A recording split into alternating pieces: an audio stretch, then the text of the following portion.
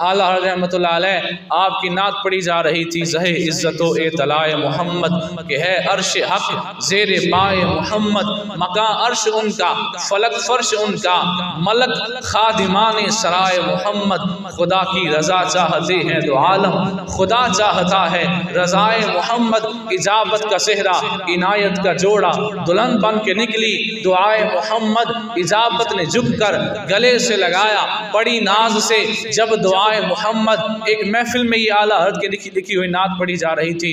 अल्लामा इकबाल उस महफिल के सदर थे। उस नात के बाद उनका बयान होना था। जिस वक़्त ये नात मुकम्मल हुई, अल्लामा इकबाल उठे और बयान के शुरू में कहा, तमाशा तो तब हो कि दोज़ख की आतिश, तमाशा तो तब हो कि दोज़ख की आतिश जलाए खुदा और बुझाए मोहम्मद। और फिर क्या कमाल कहा, कहते हैं ताज्जुब तो देखो, ताज्जुब तो देखो कि फिरदौस आला, जन्नत को कहते हैं ना फिरदौस आला, ताज्जुब तो देखो कि फिरदौस आला बनाए खुदा और बसाए मोहम्मद, बनाए खुदा और बसाए मोहम्मद। अल्लामा इकबाल के अक्सर अशार अगर आप देखते हैं तो वो कुरान करीम का तर्जुमा होता है। कुरान कहता है मुहम्मदुर रसूलुल्लाह वल्लज़ीना मअहू अशिद्दाउ अलल कुफ़्फ़ारि रुहमाउ बैनहुम, मोहम्मद सल्लल्लाहु अलैहि वसल्लम अल्लाह के रसूल हैं, उनके जो साथी हैं वो कुफ़ार पे बड़े सख्त हैं, आपस में बड़े नरम हैं। अल्लामा इकबाल ने कहा था, हो हल्का यारा तो बरेशम की तरह नरम, रज़्म हक़ को बातिल हो तो फौलाद है मोमिन। मैं अल्लामा इकबाल के मुख्तलिफ अशार अगर आपके सामने पढ़ूँगा तो फिर हर जहत में जाना पड़ेगा। मैं अल्लामा इकबाल के शिकवा और जवाब शिकवा के 2-3 अशार आपके सामने बयान करके उनकी मुकम्मल शायरी के फ़लसफ़े को मुख्तसर करके अगर आपके सामने रखूँ तो वो अल्लाह से ये कहते हैं कि या अल्लाह तू हमें मिला क्यों नहीं, तेरा नाम हमने लिया तू मिला नहीं, अल्लाह अल्लाह हमने किया तू मिला नहीं, आ गया ऐन लड़ाई में अगर वक्त नमाज, किबला रू हो के ज़मी बोस हुई कौम हिजाज, एक ही सफ़ में खड़े हो गए महमूदो अय्याज, ना कोई बंदा रहा ना कोई बंदा नवाज, बंदाओ साहिबो मोहताजो गनी एक हुए, तेरे दरबार में पहुँचे तो सभी एक हुए, तेरे कुरान को सीनों से लगाया हमने, तेरे काबे को जबीनों से सजाया हमने, फिर भी हमसे ये गिला है कि हम वफादार नहीं, हम वफादार नहीं, तू भी तो दिलदार नहीं। अल्लामा इकबाल ने जिस वक़्त ये शिकवा किया तो कहते हैं फिर मुझे अल्लाह ने बताया कि तुम में हूरों का कोई चाहने वाला ही नहीं, कोई काबिल हो तो हम शान कई देते हैं, ढूंढने वालों को दुनिया भी नहीं देते हैं। अल्लामा इकबाल ने कहा आज ये ज़िल्लत की वजह क्यों है कि हम वही थे हम ही एक तेरे मार का आराओं में, नमाजें पढ़ते थे तलवारों की छाँव में, हम तो वो थे टल न सकते थे मैदान में अगर अड़ जाते थे, पाँव शेरों के भी मैदान से उखड़ जाते थे, हम तो वो थे। अल्लामा इकबाल ने पहले माजी का जिक्र किया ना कि हम तो वो थे कि जिनके इशारों पे दुनिया चला करती थी। फिर कहते हैं अल्लाह ने मुझे बताया कि तुम्हारी ज़िल्लत की आज वजह यह है कि तुमने मोहम्मद अरबी का दर छोड़ दिया है। तुम्हें जिस वजह से शानें मिली थी वो शानें तो तब मिली कि तुम रसूलुल्लाह के ग़ुलाम हो, तुमने वो दर छोड़ दिया है। मुसलमानों अगर आज भी चाहते हो वही शानें दोबारा मिल जाएं तो अल्लाह कहता है कि मोहम्मद से वफा तूने तो हम तेरे हैं, ये जहाँ चीज़ है क्या लौहो कलम तेरे हैं। ये अल्लामा इकबाल के शायरी के फ़लसफ़े को अगर आप मुख्तसर करके बयान करें तो अल्लामा इकबाल ने हद कर दी। वो कहते हैं आज भी वही खोया हुआ उरूज हमें मिल सकता है, वही शानें आज हमें फिर से मिल सकती हैं। शर्त क्या है कि अंग्रेज़ की ग़ुलामी से निकल कर वो कल्चर जो आज हमारे अंदर तेज़ी से डेवलप हो रहा है, हमारे अंदर हर किसी का दूसरे बंदे का पूछ लेना कि तेरी अगों की प्लानिंग की है, वो कहता है यहाँ तो मैं आप यूरोप टुर जा तो यहाँ मेरा पुत्र टुर जाए। इंजी गल दिल से वही बंदा बाहर करे खलोवे दे आखे कॉलेज यूनिवर्सिटियों का निज़ाम नहीं सही, बेपर्दगी साढ़े मुल्क से इतने इंज नहीं तो इतने इंज नहीं, तो दिल से उस बंद में आखो तेरे पुत्र को यूरोप लै जाइए, वो शामों पहला आखिर बिल्कुल बिल्कुल लै जाओ। ये अल्लामा इकबाल का अगर हम नाम लेते हैं तो मैं वैसे माज़रत के साथ एक बात करूं, अल्लामा इकबाल को हमने जो कौमी शायर का दर्जा दिया है वो सिर्फ यूँ समझ लें कि जैसे हमने कुरान को ताक पे सजा के रखा है, कभी उतार के पढ़ने की ज़हमत नहीं की। अल्लामा इकबाल को यूँ हमने कौमी शायर का दर्जा देके कभी पाकिस्तान को उसके कहे हुए नज़रियात के मुताबिक चलाने का सोचा तक नहीं। कहना तो दूर की बात, चलाना तो दूर की बात। उसके जो अल्लामा इकबाल के अफकार और नज़रियात हैं, आप उनको देखें, फिर अपना आप देखें। हुक्मरानों की तरफ भी चलते हैं, अपना आप देखें। अल्लामा इकबाल का यूरोप घूम फिर के भी आके भी अल्लामा इकबाल का नज़रिया था, हीरा न कर सका मुझे जलवाए दानिश फरंग, सुरमा है मेरी आँख का खाके मदीना और नजफ़। और फिर वो लोग जिनको हर दूसरी तीसरी बात के अंदर यूरोप जाने का शौक़ चढ़ जाता है, अल्लामा इकबाल के हवाले से मैं एक नज़म आपके सामने रखता हूँ। हुआ कुछ यूँ कि हिजाज़ मुक़द्दस के अंदर, मक्का मदीना का जो पाक मुल्क है, अब नाम सऊदी अरब है, असल इसका नाम हिजाज़ है।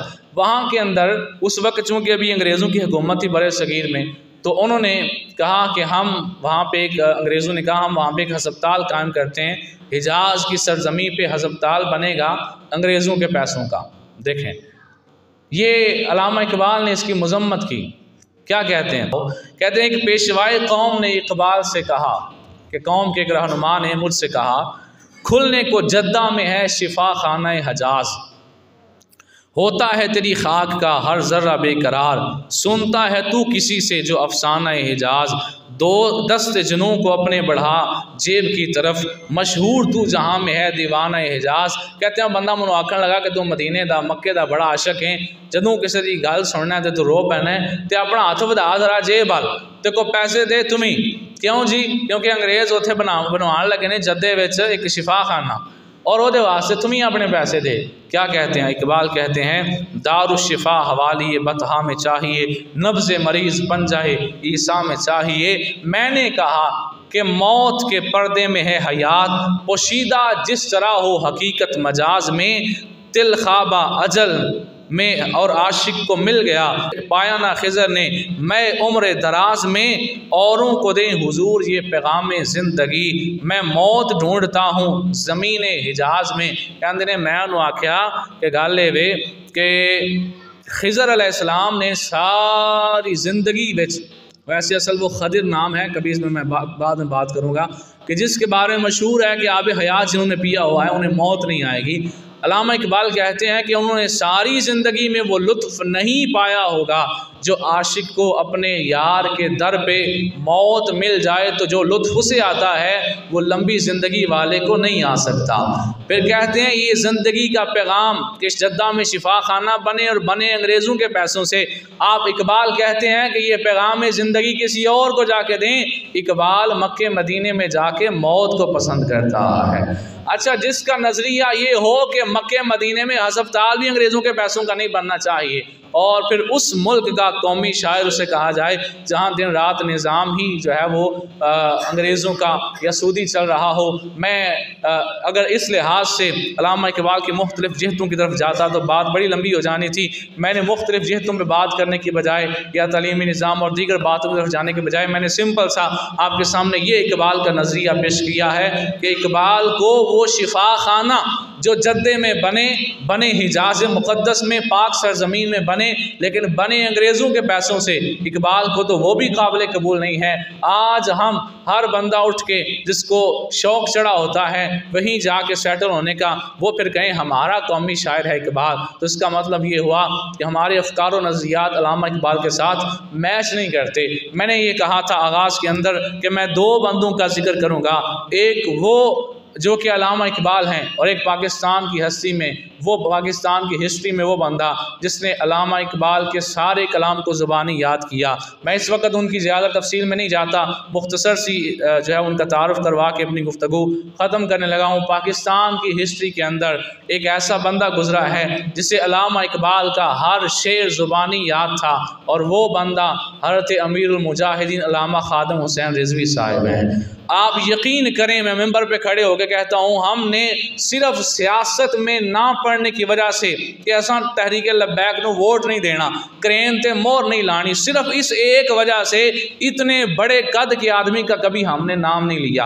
आपको पता है अमीरुल मुजाहिदीन अल्लामा खादिम हुसैन रिजवी, भाई आपने वोट देना है या नहीं देना अलहदा बात है, आप सुन्नी हैं और वो सुन्नियत का इतना बड़ा आलिम जिसका ये दावा था कि पूरे कुरान में अल्हम्दु से लेके वन्नास तक हर लफ्ज़ के मुझे सीगे भी आते हैं, मुझे मतलब भी आता है, मुझे उसका शान नज़ूल भी आता है और मुझे पूरे कुरान की गर्दानें भी हर वक्त ज़ुबानी याद है। और सदियों बाद जिस बंदे ने यह दावा किया कि मैं आज भी चाहूँ तो एक रकत में पूरा कुरान ज़ुबानी सुना सकता हूँ, इतने बड़े कद का आदमी, और अल्लामा इकबाल के जो है वो फ़लसफ़ा खुदी और अल्लामा इकबाल के दिए हुए पैगाम को जिसने पूरी ज़िंदगी अपनी ज़िंदगी के अंदर हमेशा बयान किया, पाकिस्तान की हिस्ट्री का वो अजीम इंसान जिसे हमने सिर्फ़ और सिर्फ इस वजह से कभी नाम लेना, और अगर कोई ले तो पहली गल है कि तू तहरीक लब्बैक दें, तू क्रेन दें। आप यकीन करें मेरा ना तहरीक लब्बैक के अंदर कोई सीट है मेरी, ना मेरी को उनके साथ रुकनीयत साजी है, ना मैं उनका कोई बाकायदा रुकन हूँ, ना मेरी को उनके साथ रोज़ाना की कोई मीटिंग्स होती हैं, आप भी मुझे देखते हैं दिन रात, ना कभी उनके सियासी जलसों में कभी कभार कहीं अगर दावत दें तो चला जाता हूँ, वरना मैं बाकायदा तौर पर उनका हिस्सा नहीं हूँ। मैं ये कहता हूँ मैं उनका नाम इसलिए ले रहा हूँ कि आपने वोट देना या नहीं देना वो अलहदा बात है, आपका सियासी इख्तिलाफ है या इत्तेहाद है वो अलहदा बात है, आप भी सुन्नी हैं। और वो बंदा जो खादिम हुसैन रिजवी था वो ऐसा बंदा, अल्लामा इकबाल ने अपनी शायरी के साथ सोई हुई कौम को जगाया था, खादिम हुसैन रिजवी ने अपनी तकारीर के साथ सोई हुई कौम को दोबारा जगा दिया था। इस वास्ते उनका नाम लिया कर, कोई अगर आपको तो कन्नू फड़ के भी को आने ना कर फलाने ठीक है तू वोट देना है, जब आप वोट लगाने जाते हैं वहाँ पे आपकी अपनी मर्जी चलती है। बात समझ में आ रही है? अल्लाह ताला इरशाद फरमाता है वला यजरिमन्नकुम शनआनु कौमिन अला अल्ला तादिलू, किसी कौम की दुश्मनी तुम्हें इस बात पे मजबूर ना करे कि तुम अदल ही ना करो। अब ये बेअदली है कि बंदे के सामने उसी जमात के इतने बड़े आलिम का नाम लिया जाए और बंदा इस वजह से उसकी बात को पसंद ना करे। क्यों? क्योंकि जी मैं उनके साथ सियासी तौर पे जो है वो इख्तिलाफ रखता हूँ। तो सियासी तौर पे इख्तिलाफ बंदा किसी से भी रख सकता है, लेकिन जो अहले सुन्नत के एक अजीम उलमा की फहरिस्त है उनके अंदर एक नाम अल्लामा खादिम हुसैन रिजवी साहब का भी है। इन दो हस्तियों का आज मैंने नाम इसलिए लिया है, एक कल दिन है डॉक्टर अल्लामा इकबाल का और इसके बाद इसी महीने के आखिरी हिस्से के अंदर जो है वो उर्स मुबारक है हज़रत अल्लामा खादिम हुसैन रिजवी साहब का। जिस महीने के अंदर किसी अच्छे बंदे का कोई विसाल का या वफ़ात का दिन हो उसका जिक्र करना चाहिए। मेरी आप सब से ये इस्तदा है कि अपनी नस्लों को हमेशा इश्क़ रसूल की खैरात दें। अल्लामा इकबाल और इस तरह के जो हमारे अजीम रहनुमा हैं उनके अफ़कार और नज़रियात से ज़रूर वाकिफ़ होना चाहिए। अल्लाह हमें हमेशा अच्छों और सच्चों के साथ रहने की तौफ़ीक़ अता फ़रमाए। वमा अलैना इल्लल बलाग।